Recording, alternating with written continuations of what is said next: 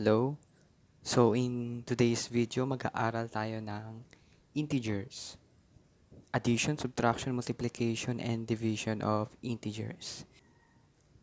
Mag-start muna tayo sa addition of integers. So ang tinutukoy ko dito yung sign, itong plus na nasa gitna. So kapag ang two signs niya ay both positive, ito, tsaka to, i-add natin yung integers na iyon. So, always positive yung sagot. Kapag naman both negative, i-add din natin sila. Ang sagot palaging negative. Okay?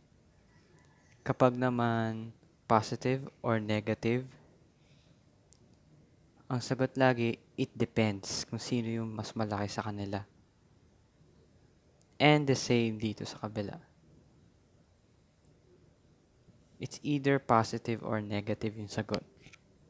So, pag nag-add tayo ng integers, yung addition na operation, kapag both signs, add palagi yun. Pero yung sign niya, positive at the end. Kapag both sides are negative, ina-add pa rin natin yung dalawang numbers na yun. Pero, negative yung sign, of course. Parang yung utang mo, nadagdag sa utang mo. Okay? Tapos yung pera mong positive, nadagdagan ng positive na pera o di positive. Yung isa positive, yung isa negative. Imbes na mag-add ka, magsusubtract ka ng integers. Pero, depende kung sino mas malaki. Kapag mas malaki si positive yung final niya, sign. Kapag mas malaki si negative yung sign niya. Okay?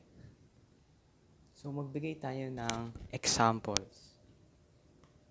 Adding integers. Okay? So, yung operations natin plus. So, pag both sides are positive, i-add mo sila, of course, parang 5 plus 5 lang yan. 5 plus 5 is 10. So, positive 10. Kapag both sides are negative, so yung addends niya negative, i-add mo pa rin yan. 7 plus 6, 13. Yung sign niya, negative.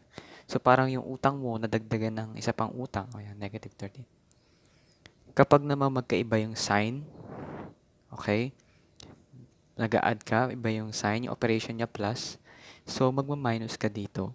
So, kung 8 nandyan, 8 minus 3 mo pa rin yan. Para siyang 3 minus 8. So, 3 minus 8, yun. So, 8 minus 3 is 5. Since malaki si 8, ang susundin mong sign ay negative. Okay? So, dito naman, magkaiba ng sign, negative, positive, at yung operation niya plus. So, iba minus mo, instead i-add. So, 7 minus 4 is 3.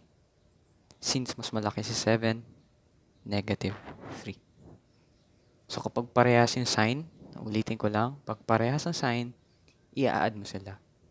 Parehas ang sign, i-add. Pag different signs, ima-minus. Tapos susundin mo kung sino yung mas malaking number.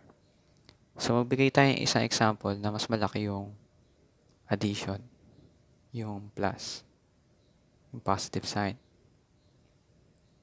So, magkaiba ng sign, positive and negative, iba-minus mo siya. 10 minus 3, 7. Pero since mas malaki si 10, ang susundin nating sign ay plus. Gets ba? Isa pa. 10 plus negative 2. Kapag walang sign, automatic positive yun. So, magma-minus ka pa rin. 10 minus 2 is 8. Since mas malaki si 10, positive sign ang susundin natin. So, kung negative 10 plus 2, different signs. Pag walang sign to, ibig sabihin positive yan. Meron diyang invisible positive. So, 10 minus 2 is 8. Since mas malaki yung 10, ifa-follow natin yung negative sign. Okay? Negative 10 plus negative 2. Both negative. So, i-add natin sila. 10 plus 2, 12. Negative sign. Okay. Parang utang mo plus utang mo, dadagdagan yung utang mo. Okay. So, 13 plus negative 3. So, automatic pag walang sign, positive. Ito negative. So, 13 minus 3, magma-minus tayo. 13 minus 3 is 10. Mas malaki si positive 13. So, positive 10. Okay. Summary natin. Kapag same signs, addition, i-add natin. At yung sum niya, dapat ikakopy lang natin kung ano man yung sign. Kapag different signs, ima-minus natin yung numbers. At yung sum at the end, it depends kung sino mas malaki. Okay? Okay, punta tayo sa subtraction of integers. Sa subtraction of integers, meron akong tinatawag na RCC or retain, change, change. Okay. So, yung minuend, ito, yung first number, yung minuend, magre-retain yan. Yung minus, mag-change ng sign. Tapos yung subtrahend, mag-change din ng sign. So, kung positive yung retain, yung minus dito, mag-change. So, yung minus naging plus. Retain yung minuend, yung minus, mag-change. Yung plus dito, mag-change, naging negative na siya. At, pagkatapos nun, ifa-follow mo na yung addition rule. So, yung operation natin plus na. So, gagayahin mo lang yung kung paano yung ginawa natin sa addition. So, yung negative dito, retain. Yung minus, mag-change. Yung minus, mag-change. So, apply mo na yung addition rule. Yung plus, retain. Yung minus, mag-change. Yung minus dito, yung negative, mag-change. Giging plus na siya. Okay? At last one, kapag negative, retain, yung minuend, change yung sign, at change rin yung sign ng subtrahend, negative. Tapos, apply mo na yung addition rule. So, yung addition rule natin, di ba, sabi natin, kapag both ng addends ay positive, i-add natin siya. At yung sign niya is positive. So, both sides, negative, add natin siya, pero yung sign niya, negative. So, ito, it depends, plus or minus. Minus or plus. Pag different signs, mina-minus. Kapag parehas ng sign, add. So, ito, meron ako mga examples dito.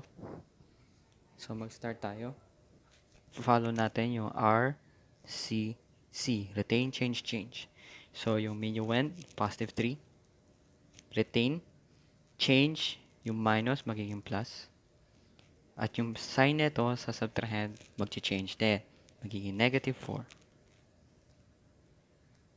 At i-follow natin yung addition rule, di ba? Pag operation natin i-plus na, kapag different signs, i-minus natin. 4 minus 3, 1. Since mas malaki si 4, negative yung sign natin. So, negative 1. Retain yung negative 3. Change yung sign, magiging plus. Yung negative 4, change yung sign. Positive 4. Magkaiba ulit ng sign. Kung magkaiba ng sign, i-minus ulit. 4 minus 3 is 1. Since mas malaki si 4, positive ang kukunin natin. Positive 1. Positive 2, retain.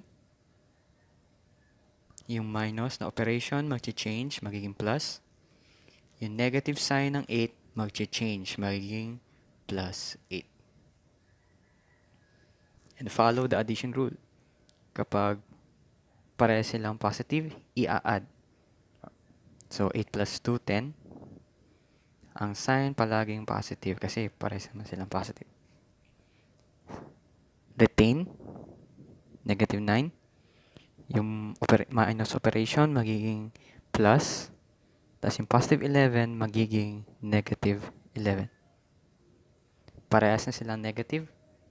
So, sa addition rule, kapag parehas negative, i-add mo sila. 9 plus 11, 20. Follow the sign, negative 20. So, madali lang, di ba? If-follow lang yung RCC. Retain, change, change. Kapag ang operation natin ay subtraction. So, bigay pa akong isang example. Negative 10 minus negative 3. So, yung minuend, retain, negative 10. Change operation, plus. Change yung sign ng subtrahend. So, minus magiging plus 3. Then, i-follow natin yung addition rule. So, kapag hindi sila parehas ng sign, iba minus. 10 minus 3, 7. Mas malaki si 10, kaya negative 7. Okay? So, guys, punta tayo sa multiplication of integers. So, madali lang to.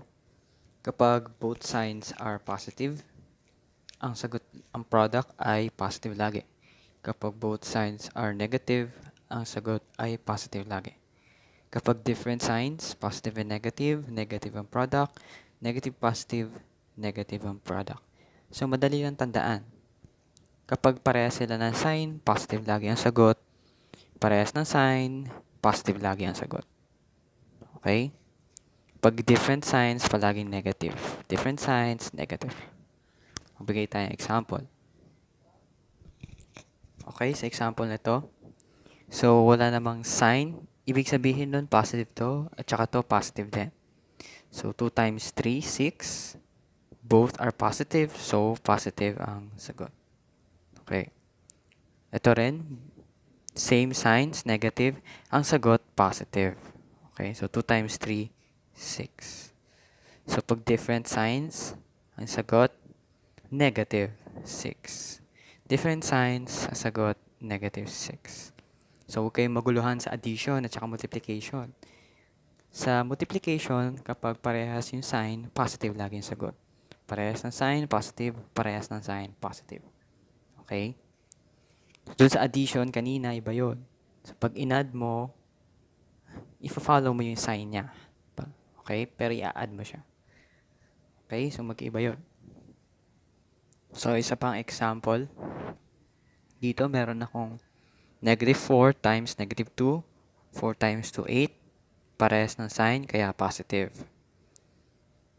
5 times 6, 30. Magkaiba ng sign, kaya negative. 3 times 8, 24. Parehas ng sign, kaya positive palagi. 4 times 5, 20. Magkaiba ng sign, kaya negative. Kapag parehas ng sign, positive. Parehas ng sign, positive. Kapag magkaiba ng sign, negative. Magkaiba ng sign, negative. Okay. Punta tayo sa division of integers. Kaparehas lang niya yung multiplication. Yun nga lang, dito nagde-divide ka lang. So, kapag both signs, kapag both ng dividend divisor positive, ang sagot palagi positive. Pag ang dividend ay negative, divisor ay negative, parehas din positive. So, pag magkaiba ng sign, negative, magkaiba ng sign, negative. Katulad din sa multiplication.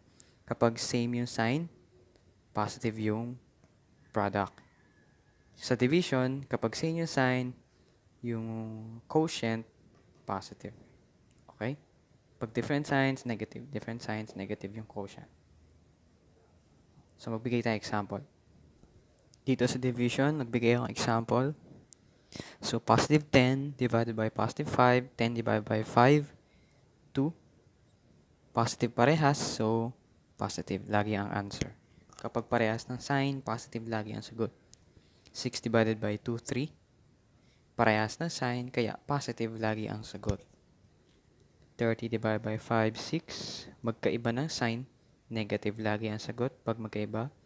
12 divided by 3, 4.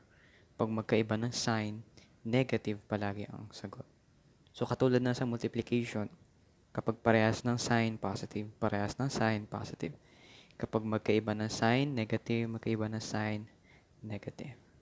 So, yung sa addition, subtraction, huwag kayong malilito doon. Okay? So, ito. Nagbigay ako ng onting exercise. So, ang operation niya ay minus. So, gagamit tayo ng RCC. Kasi operation niya minus. So, yung minuend retain. Yung minus na operation magiging plus, change. Yung negative 5, mag-change din. So, magiging positive 5. So, yung retain, change, change. Retain plus, plus. So, i-apply natin addition rule. Magkaiba ng sign. Pag magkaiba ng signs, addition rule, mina-minus. 5 minus 2, 3.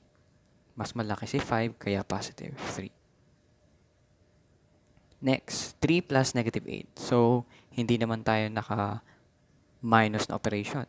So, naka-addition rule lang tayo. Magkaiba ng sign. So, yung 3, walang sign, ibig sabihin positive.